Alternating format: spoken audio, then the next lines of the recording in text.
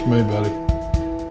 In the heart of the recession, when my business was basically bankrupt, someone suggested I get a real job, and so I applied for a job in telecommunications with International Telephone and Telegraph. Got that job, and I had a little baby girl, so I just sold and sold and sold night and day, and really did really well, and was ranked really high in their organization for sales performance. And a company was starting in Greenville called Telman, Telecommunications Management. They called me. I went over there, ended up starting their outside sales program, and we moved from Greenville to Augusta, from Augusta to Columbia, back to Greenville, and I think the company went public in like 1984. It was I had a small piece of equity and gave me a little bit of a treasure chest to be able to consider going out in business for myself.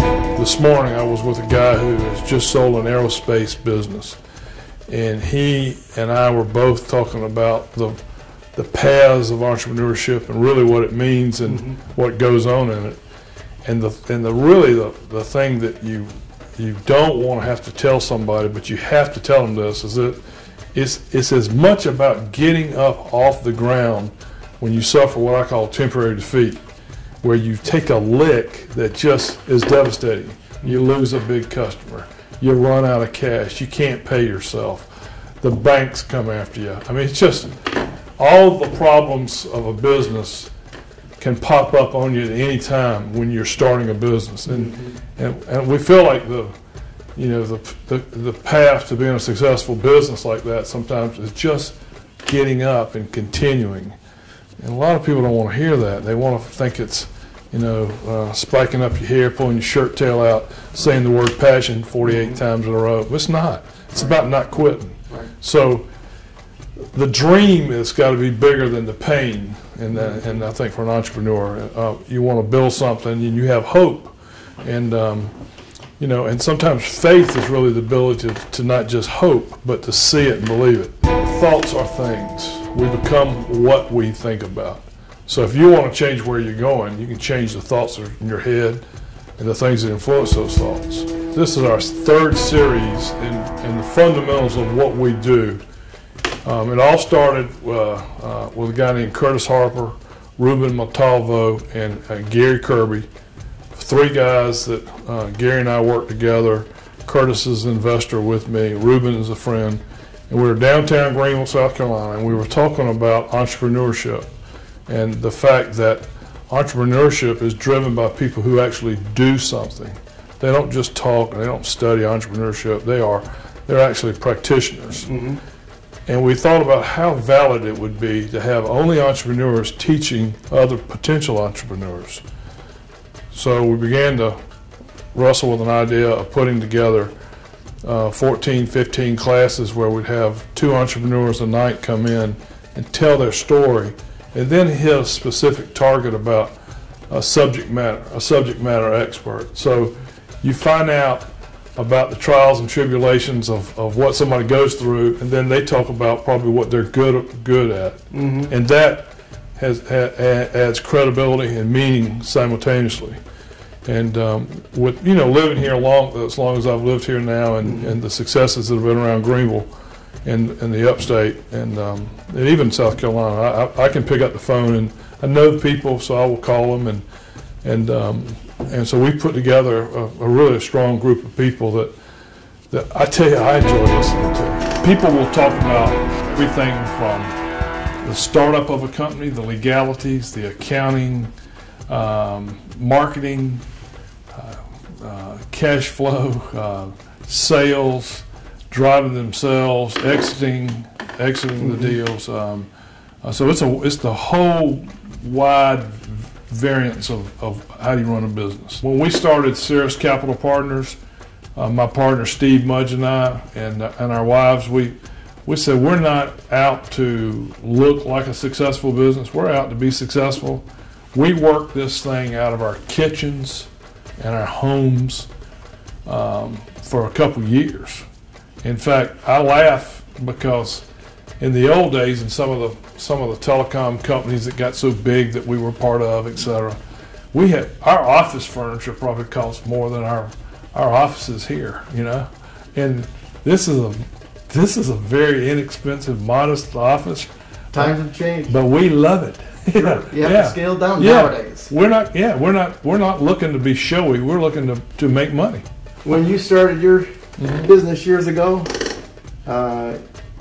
would you have liked to have been in this class? I would love to have been in this class. Really? And let me tell you this. This is just sincere. It takes a lot of time and a lot of effort. And my wife personally asked me, she said, "Are you tired of this? Are you tired of doing this now?" Yeah, I mean, you keep going on this stuff. Yeah. And I was like, no, this is the best thing I've ever been a part of. This is like I get more fired up about listening to the people than maybe most of the people there. There's things, for example, Joe Irwin Penland. He's the founder of that deal. He's a dynamic guy. He's hilarious. He's a friend of mine. He spoke at Clemson a year or so ago. I drove over there, sat in the back, listened to him, and I was one of the students going up and shaking his hand. He's going to speak this year again for us in this entrepreneur program. I wouldn't miss this for anything. Yeah. Tom Shea has written a book called Unbreakable. He's a honored, he doesn't like to talk about being a hero, but he's a hero.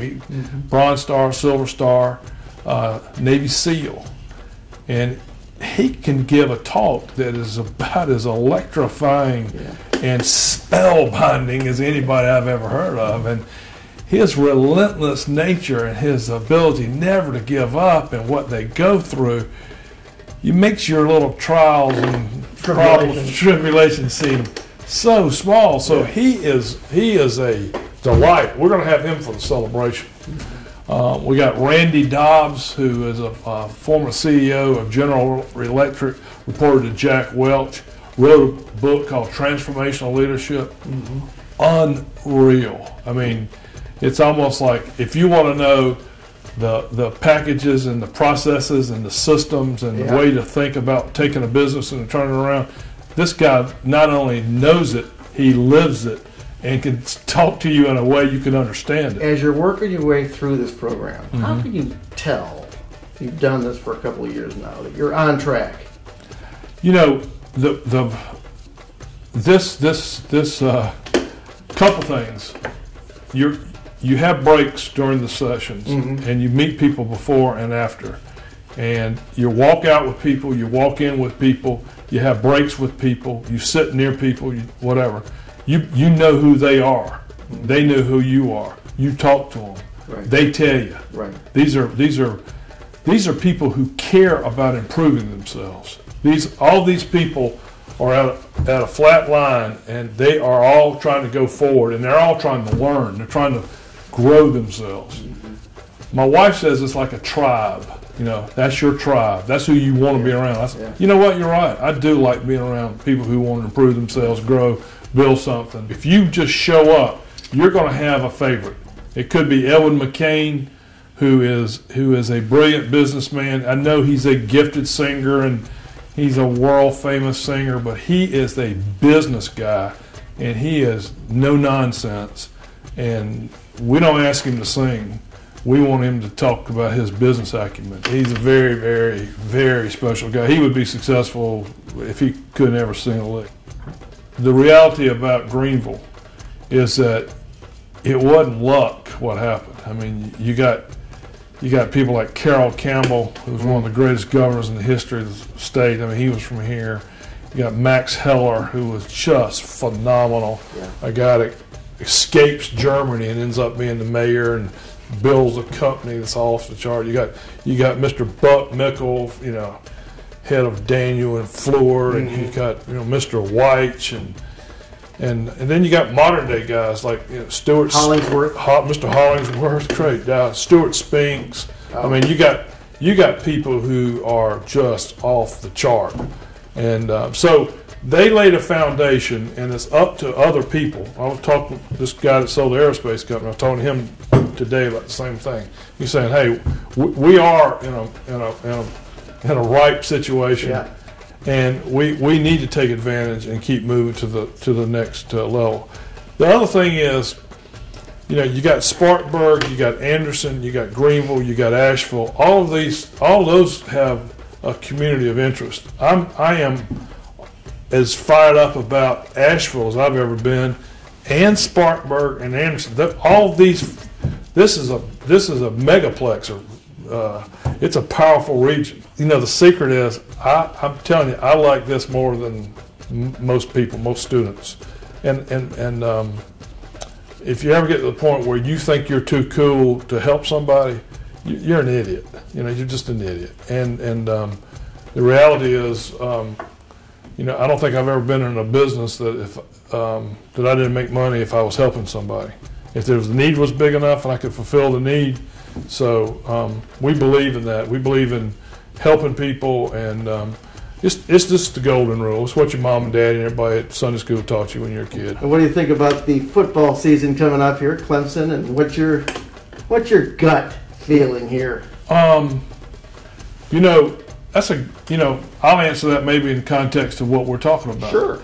I believe that the leader of Clemson's football team is a servant leader.